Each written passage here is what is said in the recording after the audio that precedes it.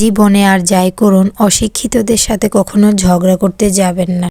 কারণ তাদের সাথে ঝগড়া করে আপনি জিততে তো পারবেনই না, বরং আপনার সম্মানহানি হবে। তো তাহলে কি হলো, তারা যদি বলে যে হাতি আকাশে উড়ে, তখন আপনিও তাদের সাথে বলবেন যে হ্যাঁ হাতি আকাশে উড়ে, আমার সামনে দিয়ে তো কালকে একটা উড়ে চলে গেছে।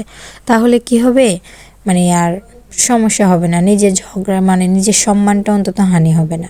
হ্যালো এভরিওয়ান, আসসালামু আলাইকুম। এই কথাটা কেন বললাম, আসলে আমাদের আশেপাশে এমন কিছু মানুষ আছে যাদের সাথে আমরা তর্কে যাই, ঝগড়া করতে যাই, কিন্তু আসলে এরা এই জিনিসগুলোর মানেই বোঝে না।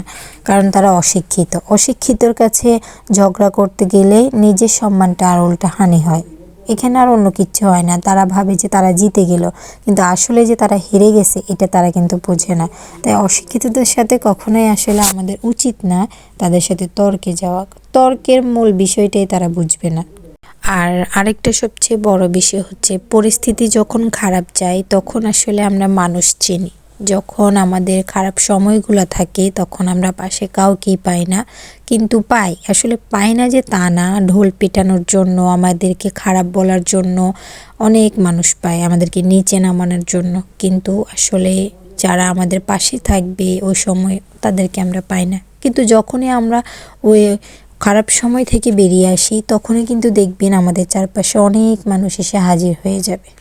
তো তাই এইসব মানুষ থেকে দূরে থাকাটাই ভালো। কি বলেন আপনারা?